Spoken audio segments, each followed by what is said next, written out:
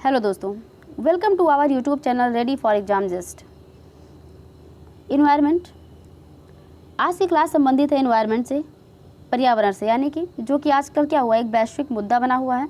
तो आज हम देखेंगे पर्यावरण से संबंधित जो हमारा टॉपिक है इन्वायरमेंट एंड इट्स कॉम्पोनेंट्स, यानी कि पर्यावरण और उसके घटक। इससे संबंधित आज पर्यावरण की पहली क्लास है हमारी। तो आने वाली परीक्षाओं के लिए कौन से प्रश्न महत्वपूर्ण हो सकते हैं, उन्हीं प्रश्नों को हमने इसमें समाहित किया हुआ है। तो चलिए शुरू करते हैं बिना देरी के हुए अपनी क्लास हम, जिसमें पहला प्रश्न हमने लिया हुआ है कि पर्यावरण किससे बनता है। तो पर्यावरण, इसके कौन कौन से घटक हैं, किससे बनता है। तो सबसे पहले हम जान लेते हैं कि पर्यावरण है क्या। तो इसकी परिभाषा अगर हम देखें तो पर्यावरण क्या है, ये दो शब्दों से मिलकर बना हुआ है, जिसमें पहला शब्द हो गया हमारा परि। परि का मतलब क्या होता है, इसका मतलब होता है चारों ओर। परि का मतलब हो गया चारों ओर। और दूसरा जो हमारा शब्द है वो है आवरण।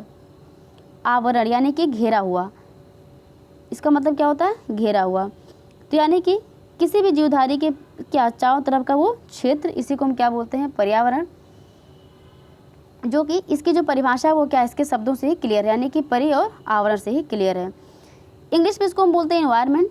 और इन्वायरमेंट शब्द की जो उत्पत्ति हुई है, वो शब्द की उत्पत्ति हुई है इन्वायरन से। इसका मतलब ही होता है सराउंडिंग्स। क्या मतलब होता है इसका, सराउंडिंग्स। ठीक है, तो ये हो गया पर्यावरण। अब बात करते हैं इसमें घटकों की। तो इसमें जैविक घटक भी होते हैं, भूआकृतिक घटकों से भी मिलकर बना होता है, अजैविक घटक इसमें भी समाहित होते हैं। तो जैविक एवं अजैविक दोनों घटकों से मिलकर हमारा पर्यावरण बनता है, इसलिए इसमें ऑप्शन डी सही हो जाएगा, उपयुक्त सभी से। तो पर्यावरण किससे बनता है, जैविक घटकों से बनता है, भूआकृतिक घटकों से भी बनता है, अजैविक घटकों से बनता है, इसलिए इसमें सारे ऑप्शन यानी कि ऑप्शन डी इसमें सही हो जाएगा। ऑप्शन डी करेक्ट हो जाएगा इसमें।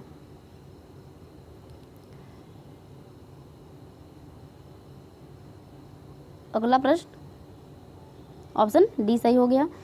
विश्व पर्यावरण दिवस कब मनाया जाता है। विश्व पर्यावरण दिवस कब सेलिब्रेट करते हैं हम, 21 मार्च को, 23 सितंबर को, 5 जून को, या फिर 25 मई को। तो विश्व पर्यावरण दिवस की अगर हम बात करें तो 5 जून को, इसमें ऑप्शन सी सही हो जाएगा। 5 जून को विश्व पर्यावरण दिवस मनाया जाता है। अब हम देखेंगे कि विश्व पर्यावरण दिवस की शुरुआत कब से हुई। ये 5 जून हम इसको मनाना कब से शुरू किए हैं, यानी क्यों महत्वपूर्ण है ये दिन हमारे लिए। विश्व पर्यावरण दिवस के रूप में इसको मनाना कब से घोषित किया गया। तो 1972 की बात है, 1972 में, 1972 में। तो 1972 में किसके द्वारा, संयुक्त राष्ट्र के द्वारा। संयुक्त राष्ट्र, यूनाइटेड नेशन, यानी कि यूनाइटेड नेशन ने 1972 में, 1972 में क्या किया था, स्टॉकहोम में एक सम्मेलन हुआ था, स्टॉकहोम। तो यूनाइटेड नेशन के द्वारा 1972 में स्टॉकहोम में एक सम्मेलन होता है और इसमें पर्यावरण के अध्ययन पर बल दिया गया था। तो पर्यावरण के अध्ययन पर बल देने के लिए स्टॉकहोम में एक सम्मेलन होता है 1972 में। यह आयोजित किया गया था यूनाइटेड नेशंस के द्वारा।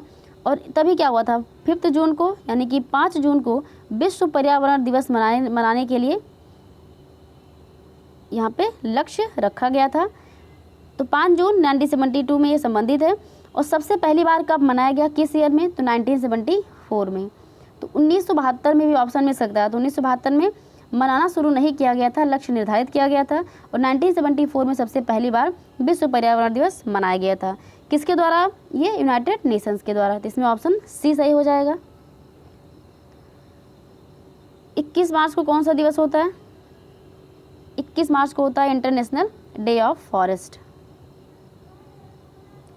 इंटरनेशनल डे ऑफ फॉरेस्ट मनाया जाता है 21 मार्च को। तो विश्व पर्यावरण दिवस कब से, 5 जून से। 1972 में स्टॉकहोम में सम्मेलन होता है और उसके बाद से 1974 में सबसे पहली बार ये सेलिब्रेट किया गया था। निम्नलिखित में से कौन सी गैस या नोबल गैस वायु में नहीं पाई जाती है। तो इसमें रेडॉन जो है ये वायु में नहीं पाई जाती है। भूकंप आने पर प्रश्न पूछा जाता है कि भूकंप आने पर कौन सी गैस की मात्रा वायुमंडल में बढ़ जाती है। तो रेडॉन गैस ही है। इसका क्या होता है, इसकी वृद्धि हो जाती है और इसी से हमें पता चलता है कि भूकंप आया है। वो तो रेडॉन गैस की मात्रा क्या होती है, बढ़ जाती है। सबसे पहले कहा जाता है कि सबसे पहले जो जानवर होते हैं उनको पता चल जाता है कि भूकंप आने वाला है, क्योंकि क्या होता है, रेडॉन गैस वो सूंघ लेते हैं। तो इसमें रेडॉन गैस की मात्रा बढ़ जाती है भूकंप आने पे। और रेडॉन गैस क्या है, ये नोबल गैस है, ये वायु में नहीं पाई जाती है। इसमें ऑप्शन सी सही हो जाएगा, रेडॉन गैस। प्रश्न पूछ रहा है कि ओजोन परत निम्नलिखित में से किस परत में पाई जाती है। यानी कि जो परत जैसे कि क्षोभ मंडल, मध्य मंडल या समताप मंडल, आयन मंडल, तो इसमें प्रश्न पूछ रहा है कि ये जो ओजोन परत है ये किस मंडल में पाई जाती है। तो इसमें ऑप्शन क्या सही हो जाएगा, इसमें ऑप्शन हमारा सही हो जाएगा, इसमें समताप मंडल, ऑप्शन सी सही हो जाएगा। तो ओजोन परत पाई जाती है समताप मंडल में। कितने परत होती हैं, अगर हम बात करें वायुमंडल में, वायुमंडल को क्या किया गया, वायुमंडल को परतों में विभाजित किया गया है। तो ये भी प्रश्न पूछा जाता है क्रम लगाने के लिए। तो वायुमंडल को क्या किया गया, 5 परतों में डिवाइड किया गया है। सबसे पहले होता है क्षोभ मंडल, इसकी जो है इंग्लिश भी ध्यान रखना है, कभी कभी क्या होता है जो इंग्लिश जो ट्रोपोस्फेयर है, ऑप्शन में ट्रोपोस्फेयर लिख के ही आ जाता है। तो ट्रोपोस्फेयर, क्षोभ मंडल को बोलते हैं ट्रोपोस्फेयर। उसके बाद दूसरे नंबर पे समताप मंडल, इसको हम बोलते हैं स्ट्रेटोस्फेयर। तीसरे नंबर पे आता है मध्य मंडल, ये मेजोस्फेयर होता है। फिर आयन मंडल होता है आयनोस्फेयर। सबसे लास्ट में होता है हमारा एक्सोस्फेयर यानी कि वायुमंडल। तो ये 5 परतों में क्या किया गया, वायुमंडल को डिवाइड किया गया है। इस पर प्रश्न पूछा जाता है तो ये आपको क्रम याद रखना है। सबसे पहले क्या आएगा, ट्रोपोस्फेयर यानी कि क्षोभ मंडल। उसके बाद आएगा समताप मंडल यानी कि स्ट्रेटोस्फेयर। उसके बाद आएगा मध्य मंडल यानी कि मेजोस्फेयर। मध्य मंडल क्यों नाम है इसका, क्योंकि ये बीच में 2 इसके ऊपर है और 2 इसके नीचे हैं। उसके बाद में आयन मंडल, आयनोस्फेयर और वायुमंडल एक्सोस्फेयर। तो ये 5 प्रकार की परत होती हैं। क्षोभ मंडल की क्या खासियत होती है, तो क्षोभ मंडल क्या, सबसे निचले जो है भाग यही है सबसे नीचे, और इसकी 8 से 18 किलोमीटर क्या होती है, इसकी ऊंचाई होती है, इसकी क्षोभ मंडल की। और क्षोभ मंडल में क्या होता है, ऊंचाई पर जाने पर क्या होता है, तापमान में गिरावट आती है। तो क्षोभ मंडल में जैसे जैसे हम ऊंचाई पर जाते हैं तो वैसे वैसे क्या होती है, तापमान में गिरावट आती है। यानी कि 165 मीटर की ऊंचाई पर जाने पर 1 डिग्री सेल्सियस की कमी आती है, ये क्षोभ मंडल में होता है। 8 से 18 किलोमीटर की इसकी ऊंचाई होती है। और मौसम संबंधी जितनी घटनाएं घटित होती हैं वो क्षोभ मंडल में ही घटित होती हैं। समताप मंडल की अगर हम बात करें जो दूसरे नंबर पे आता है, जिसको हम बोलते हैं स्ट्रेटोस्फेयर, ये 18 to 50 किलोमीटर में पाई जाती है। 18 से 50 किलोमीटर में पाई जाती है समताप मंडल। और उसके बाद तीसरा हमारा क्या आता है, तीसरा आता है ऑप्शन जो इसमें ये मध्य मंडल बीच में, जिसको हम बोलते हैं मेजोस्फेयर। ये 50 से 80 किलोमीटर के बीच में पाई जाती है, 50 to 80 किलोमीटर होती है। उसके बाद हमारा आयन मंडल आता है, ये 80 से 80 से यहाँ पे ये 700 तक, लगभग 600-700 तक पाया जाता है। उसके बाद बहिर्मंडल आता है हमारा, जो कि सबसे लास्ट में होता है। तो सबसे बाह्य परत होती है बहिर्मंडल। ये सारी सबकी ऊंचाई कि किस ऊंचाई पर कौन से जो परत होती है वो पाई जाती है। तो इसमें ओजोन परत पाई जाती है कहाँ पे, समताप मंडल में पाई जाती है। तो इसमें ऑप्शन सी हमारा सही हो जाएगा। इसकी क्या खासियत है, तो ये क्या करती है, पराबैंगनी किरणों से हमारी रक्षा करती है। ओजोन परत की रक्षा के लिए इसके लिए कौन सा डे या कौन सा सम्मेलन हुआ था, ये आपको बताना कमेंट बॉक्स में। पर्यावरण नियतिवाद या निश्चयवाद के प्रतिपादक कौन थे, तो इसके थे कार्ल रिटर। ये प्रश्न पूछा जाता है, ऑप्शन सी इसमें सही हो जाएगा। तो पर्यावरण या नियतिवाद या निश्चयवाद के प्रतिपादक थे कार्ल रिटर। वायुमंडल में कार्बन डाइऑक्साइड की कितनी प्रतिशतता है, तो 0.03%, इसमें ऑप्शन बी सही हो जाएगा। सबसे ज़्यादा पाई जाती है नाइट्रोजन 78% के आसपास। उसके बाद ऑक्सीजन है, ये 21% के आसपास पाई जाती है। उसके ये क्या बोलते हैं, कार्बन डाइऑक्साइड CO2 की मात्रा होती, जो प्रतिशतता होती है वो 0.03% होती है। याद रखना, इसमें ऑप्शन क्या होते हैं, कन्फ्यूजन वाले होते हैं। तो यहाँ पे 0.03% हो जाएगा। अगला प्रश्न कह रहा है कि जलवायु तथा मौसम संबंधी घटनाएं वायुमंडल की किस परत में होती हैं। तो अभी हमने देखा, सबसे पहले हमारा क्या आता है, ट्रोपोस्फेयर, उसके बाद में स्ट्रेटोस्फेयर, ट्रोपोस्फेयर, स्ट्रेटोस्फेयर, उसके बाद में मेजोस्फेयर, फिर आयनोस्फेयर, फिर एक्सोस्फेयर। तो TSMIE है ना, TSMIE। तो जलवायु और मौसम संबंधी घटनाएं कहाँ पे होती हैं, ये क्षोभ मंडल में होती हैं, जिसको हम ट्रोपोस्फेयर कहते हैं। इसमें ऑप्शन डी सही हो जाएगा। समताप मंडल में क्या होता है, क्योंकि यहाँ पे क्या होता है, मौसम संबंधी घटनाएं नहीं पाई जाती हैं, तो इसमें क्या करते हैं हम, जेटयान वगैरह ये सारी चीज़ें यहाँ पे उड़ाई जाती हैं।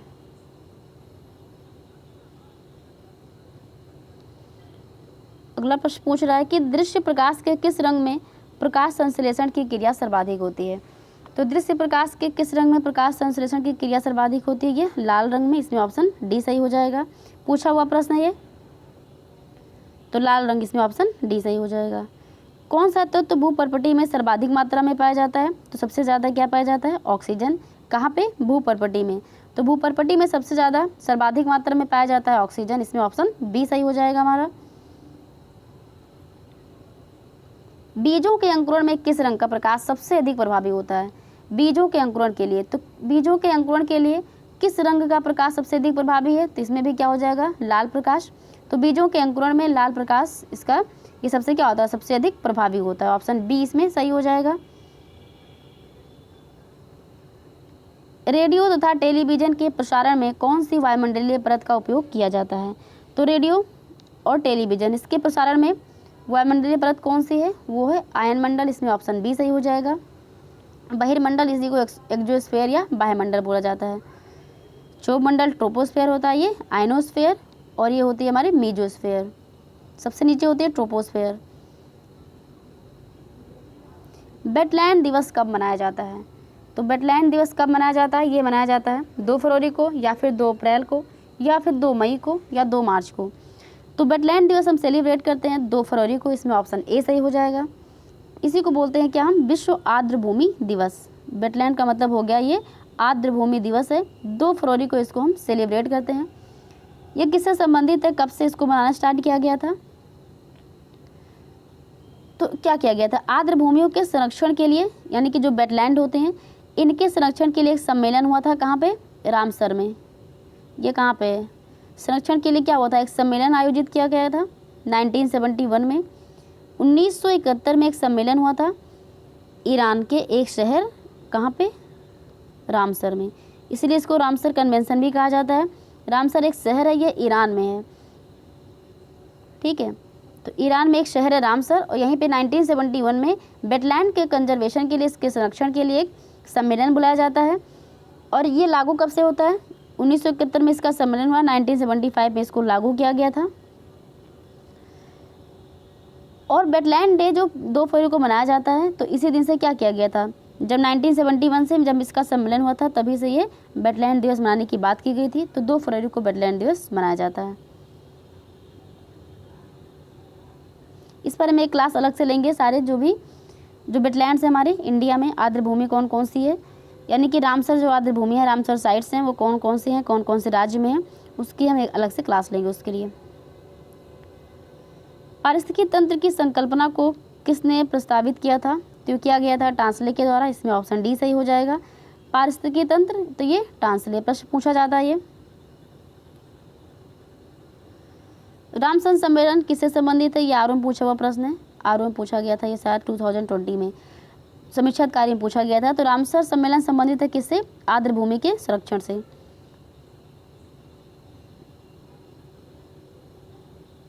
ऑप्शन सी इसमें सही हो जाएगा। सबसे अधिक स्थिर पारिस्थितिकी तंत्र कौन सा है? तो सबसे अधिक स्थिर पारिस्थितिकी तंत्र हो जाएगा कौन सा? सागरीय, वन, पर्वतीय या फिर मरुस्थलीय। तो इसमें कौन सा ऑप्शन सही हो जाएगा? तो इसमें ऑप्शन ए सही हो जाएगा, सागरीय, यानी कि महासागर सबसे अधिक स्थिर पारिस्थितिकी तंत्र है ये। कौन सा वृक्ष पर्यावरणीय संकट माना जाता है? तो वृक्ष जो होता है सबसे, ये कौन सा है? ये नीम तो हो ही नहीं सकता, ये ऑप्शन डी इसमें यूकेलिप्टस सही हो जाएगा। तो पर्यावरणीय संकट माना जाता है यूकेलिप्टस को, ऑप्शन इसमें डी सही हो जाएगा। तो ये था कुछ महत्वपूर्ण सवाल था जो हमारी परीक्षाओं में बन सकता है, बना हुआ भी है। और अभी हमने बात की थी किसकी? पराबैंगनी किरणों की, ओजोन परत। तो आपको बताना था ओजोन परत के लिए, ओजोन परत क्या करती है? पराबैंगनी किरणों से हमारी रक्षा करती है। पराबैंगनी किरणें भी 3 प्रकार की होती हैं। ये यू जो अल्ट्रावायलेट रेज होती है, ये ए होती है, बी और सी, 3 प्रकार की होती है। प्रश्न पूछा जाता है इसलिए हम बता रहे हैं, क्योंकि इसमें तो पृथ्वी पर कौन सी परत पहुंचती है? केवल ए ही पहुंचती है, बाकी बी और सी क्या होती है? ये परावर्तित हो जाती हैं। और ये सबसे ज़्यादा खतरनाक भी बी और सी होती हैं। और पृथ्वी पर मात्र अल्ट्रावायलेट रेज है वो ए वाली ही पहुंचती है। ये प्रश्न पूछा हुआ है तो इसमें ए हो जाता है, ठीक है। तो ये कुछ प्रश्न थे जो परीक्षाओं में पूछे जाते हैं, बन सकते हैं, महत्वपूर्ण है। बताइएगा आप लोग ऑप्शन में कि बेलग्रेड चार्टर किससे संबंधित है?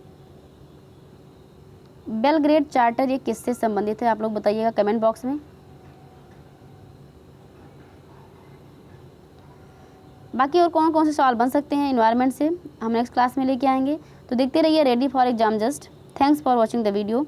और अपना सपोर्ट बनाए रखिए। वीडियो को शेयर कीजिए, लाइक कीजिए, सब चैनल को सब्सक्राइब कीजिए। धन्यवाद।